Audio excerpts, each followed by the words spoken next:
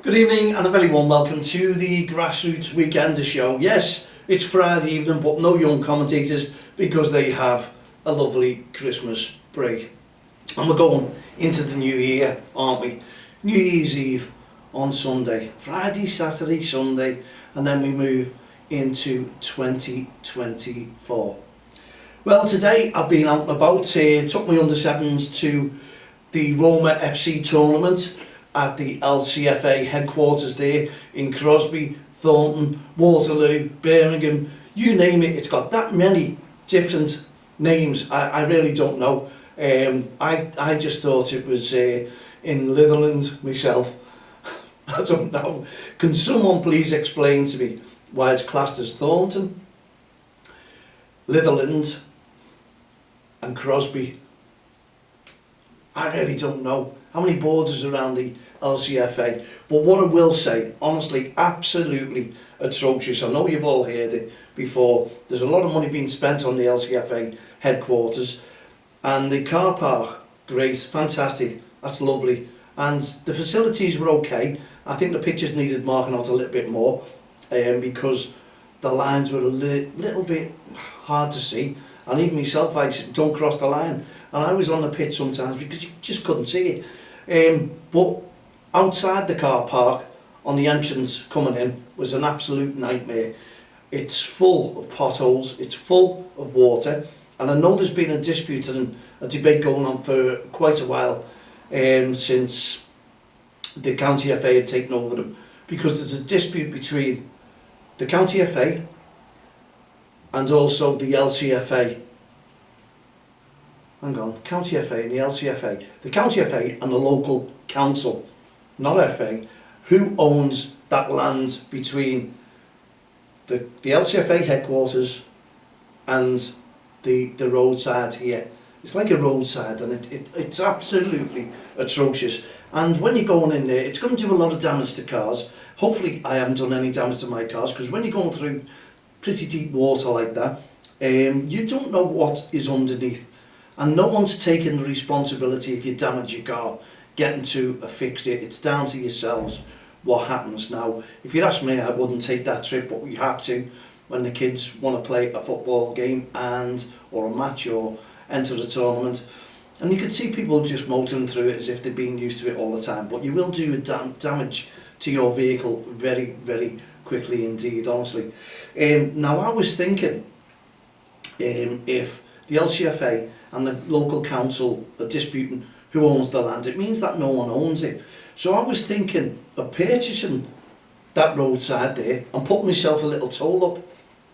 Yeah, little toll where to cross it each way we charge. Buy that land, buy that little part, and I'll get it all filled in. Nice little road, get it tarmacked and put a little toll up. £3 per car. How's that?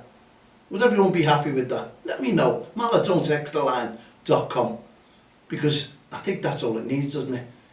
A local council or the LCFA, or even coming together and taking it and repairing it to save damage, you know, because there was a hot dog vehicle there as well, and apparently the hot dog vehicle wasn't allowed onto these sites. I don't think they sell food at the LCFA headquarters yet, and I thought it was a little bit unfair because they had to walk from the pitches right across to the far side to the local burger van as well, and they were losing out. It's a local business, and obviously they've been stopped moving on to the car park, and I think it's horrible. I really do, because people who are trying to earn a living weren't there to make the money, you know, local businesses, because they've been stopped for whatever reasons, and they do have licenses to prepare and sell food, by the way.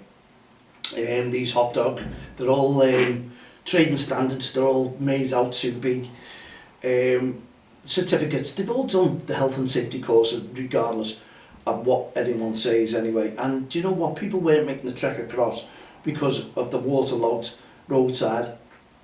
And I know for a fact it was a pretty cheap, and I had to purchase a cup of tea inside, obviously just to get a break because it was really, really bitter today and cold. And that was £1.50, and that should really be well subsidised for, for all the kids there was no food. You want kids to eat throughout the day. You know, it's a long day, and it's a long day for the committee members as well. In my honest opinion, I think things should be getting sorted out, and you should give grassroots, whoever it is now, a little chance to make some money, because what we're having here is people cornering the market now and pushing the grassroots teams out, the grassroots people out. My honest opinion is, no, they don't. They want the market for themselves, and they want to make a fortune out of it. Because a cup of tea at £1.50, how much is a box of tea bags? Work it all out, we all know that. But these burger vans do a little bit cheaper, you know, when it comes to grassroots facilities and things like that. And I think it's wrong for them to be blocked and kicked off sites. It used to be years ago where everyone was making some money.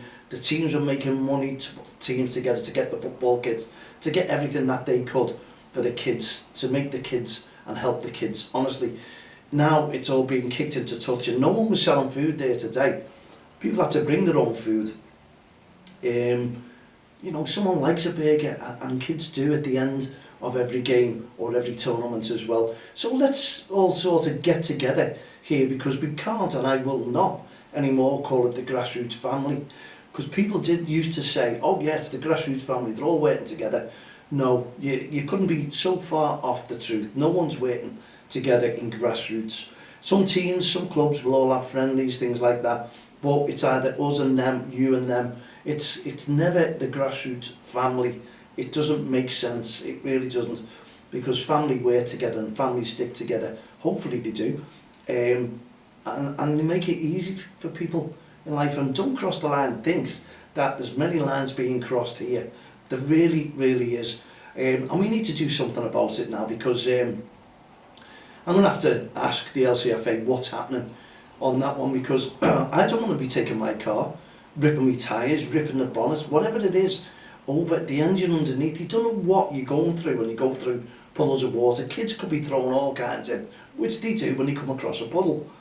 And you're driving over it, nails, screws, whatever it is, and your tyres are getting wrecked. It's costing you a fortune. But no one's taking the responsibility. It's down to yourselves when you come onto there. The car park's great, so why don't we make this a little bit different? You're bouncing up and down and doing damage to your vehicle, and I think it's wrong. And then you've got the hot dog man or lady, whoever it was, a nice business, local business family, who are stuck in that sort of roadside. People wouldn't cross, people couldn't cross, people wouldn't walk across to purchase a cup of tea and a burger, and it would have been a lot cheaper. And you just felt sorry for them, because they've gone out and spent a lot of money, but they weren't allowed on the premises, and they could have been until the LCFA had got their licences. So I really, really don't know or understand why we can't keep prices at a minimum to kids, to families, people, everyone's struggling, and yet we're fighting to get a licence and stop people coming on trading to help their local business. We're trying to finish local businesses off to be one ourselves. It doesn't make sense.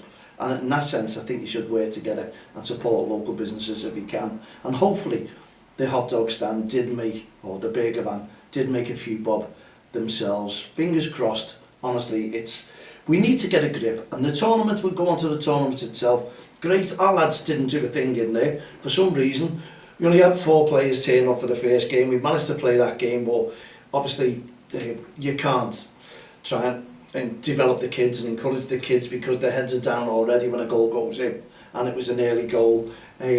Unless you're a really, really strong team who can play with 4 players and know what you're doing and chasing, it doesn't make any difference. It's like the Premier League, isn't it? To get a man sent off, and some teams you don't realise you don't miss a player, but when it's 4 against 5, yeah, you do. That was, even the other managers apologise, you know, but we get on with things. We don't complain. We want the kids to play football, and obviously kids didn't turn up, and it makes, sometimes you do, you know, you got to coach yourself.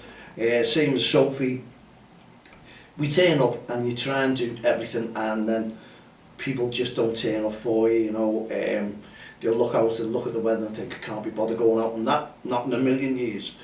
And then you suddenly think about yourself and think, is it really worth me doing all this? Is it worth Sophie the coach putting their time and efforts into it free? When parents, sometimes you can say, I'm not interested in turning up and showing up, and some will go on holiday. Yes, you can't do anything about that if it's booked, but if you know months in advance, that's great. You get on with things.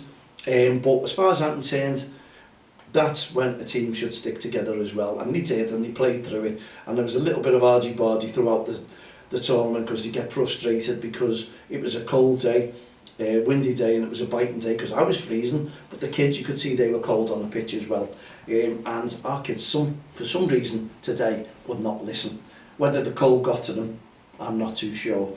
But there you go, Dan, brilliant, Roma FC, another good tournament there, put the best they could on, and obviously a cold day, kids were enjoying the football, the first tournament back I suppose since Christmas, and they got on with it. Yeah, wasn't too bad at all, but we enjoyed it, and it was nice to talk to the parents. Everyone was freezing, they couldn't wait to get off. Thanks very much to Dan for not keeping the parents waiting around and the kids, and giving the medals at the end of it as well. They all got a little medal for taking part in the tournament, so well done to Dan and everyone who ran that tournament. It went well, it did. The referees as well, and Al, I've got to give Alan, the Christmas referee, was brilliant there. All his Christmas gear on, you could see it. You could really see everyone was like that. He was outstanding. He looked proud as a referee. Well done. It was great to see Jack as well, catch up with them and Kirk. Honestly, the referees were brilliant there. They were enjoying themselves. And you could tell Al got a brand new whistle as well, because every manager was saying, have you heard Al's whistle? Have you heard Al's whistle? And it didn't stop. That was Alan. He was testing it all out, as well as his kid, but he looked the part. Well done, Al. Absolutely 100%. And we wish you all a very, very happy new year indeed, because yeah, you kept the games flowing, you'd done it right on time for Dan. He was made up, didn't go over, and the kids, he didn't want to keep the kids standing around. Sometimes the kids won't stand around, they run around with the ball, aren't they? And he let some of those things go as well, because he didn't want anyone warming up on the pitches, but you had to keep the kids warm. It was either that or go and sit in a cafe and the kids were screaming and shouting, because they're very, very restless indeed. Whether they're playing football or sitting around, you know where I'm coming from. But from all our parents, Dan, and the kids as well, we only had 5 players throughout the tournament, but we had to muster on, we had to soldier on, and they got tired as well, you know what I mean, that happens, and the weather wasn't too good either. So well done to our kids, and hopefully they can burn off all that turkey and be a little bit better when they come to the Geoffrey Hunt, the North Liverpool JFL. I think that starts back on January the 13th, but it was nice to take some football in myself. I was going to spend most of the day there with Dan himself, but as I say, had to come back, had to go and do the podcast, and also it was a little bit Baltic there, you know. He picked a great day. Well done, Dan. That was a Christmas tournament, and I believe there was another Christmas tournament going on in Kirby. Whether that went ahead, I haven't heard any feedback on that one, but well done to Dan, and well done to all the teams. I think, I'm not too sure who won it, but I'll keep them all informed what went on, and keep you all informed. I don't know. Dan was going to keep me informed, but I got off anyway, you know. I got a little bit warm, and you know what? This cup of tea is great, because the office is pretty cold today for some reason. I know there's no heating on. It's closed for the Christmas period, as I say. It's open on January the 1st. So well done to all the staff who work here and all the businesses in this building itself as well. They've all been brilliant, and I can't wait to work a lot more when we actually get together after Christmas. Dear me, have I been, no, that's 13 minutes, 57, and it should turn out 14 minutes. We've got 6 minutes left of the show. So I hope everyone's had a fantastic Christmas out there, and you all enjoyed themselves. As I could see all the new boots coming out on the pitches today, and plenty of goals were going in with the kids. They were enjoying it. I didn't see any new kits. They'll come no doubt in the January. I've got to go and see our sponsor as well, Aintree Sofas. Thank you very, very much indeed. We've got our under 8s, our under 7s going, and it's just been a busy season, and our under 8s are doing really, really well, and we were doing okay because we won our first 2 in the lower level on the Saturday League. So let's hope that can continue into 2024. If we finished off on a high, should we say, so we must be joint top around about on a lower level in the North Liverpool. Whether that continues, I'm not too sure, but it's nice to see the kids develop, and that's what you need to do. Work together with the kids, and you need to work together with the parents. Now, if parents don't work together with the team and themselves and the kids themselves, then obviously we have to move those sort of parents on. And I think goes the same for every manager, every coach out there as well, because as we say, sometimes you feel like you're wasting your own time for the kids themselves because you're getting nothing out of it, and you're taking your own time out to make sure that those kids develop into good little players and get good attitudes, because that's what we have to work on, good attitudes, and we will work on that, I assure you. And it's nice to have the parents backing us with the kids when their attitudes are wrong. It really is. So we're all singing off the same song sheet, then the kids can only improve their attitudes and they develop their skills of football as we go on and move on into the next level of learning and developing in their football games. So we work together with a lot of organisations, and we will be working with a lot more just come after Christmas, because I want to set a lot of meetings up, and I've got a meeting with John May, that John May, that'll be coming up just after Christmas. We've got a challenge, 92 clubs, with our team from Hearts of Gold. We've got that challenge going ahead, and everyone's working together and doing something different, and we want to make something different. We want to continue the hard work with our Respect campaign going into 2024, so we'll be in touch with all the FA and all the Premier League and also the PFA, who are our supporters, and doing our t-shirts for the PGMOL. So let's hope everything works out well for us. But don't cross the line, the Respect programme, no ref, no game programme. Let's just hope everyone enjoys their football this season. You could tell by the kids and the managers today, they were all itching, but plenty of them. We didn't have no training, and that was another reason I just wanted to put the kids together, just to keep them flowing for when the season starts again, get them back into the swing of things. But it was hard, I assure you. And thank you very, very much to Sophie. All the best to you and your family. Your mum Tracy, you could have brought your mum there to run the team with me, because Sophie was a little bit late today, but she was alright, she got there in the end, as they say. But yeah, enjoyed it. Pity the weather wasn't a little bit warm, and it did get warm when the sun came out, but then the rain started coming, so I didn't see the end of it. So good luck. I know Dan was on there yesterday as well. So we had a 2-day tournament. That was very, very busy indeed for each and every one of the kids. So good luck to everyone in the new year, which is only next week, 2024. What's your new year resolution? Is it a good one? You've got to let me know. I'd love to hear what you want to do, because I want to try and make these kids, our team, DXTL, Club DXTL, FC Lions, under 7s, into a little better team by 2024, or the end of 24. And yeah, we'll see how they develop. And we'll see how your team develops. It was nice to meet some of the managers I hadn't seen for a while, but you couldn't stand and chatter because the weather kept you moving on and on and on. And it was a good little day today all around.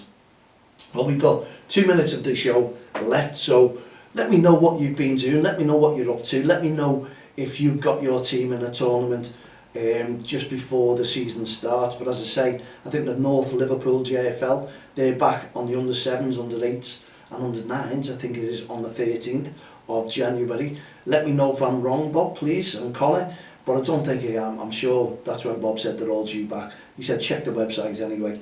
But you know what? Just say it. Don't say check the website, it's on there. I always believe, you know, if someone asks you the question, you tell them, and then you just say, well, it's on the website as well. So tell your parents to look on that one if they don't believe you. Anyway, I hope every one of you have had a lovely Christmas. We're looking forward to the new year. We've got our show tomorrow. We'll be back tomorrow and New Year's Eve as well, finishing off for the new year, and we'll recap on things that we've done over the year as well.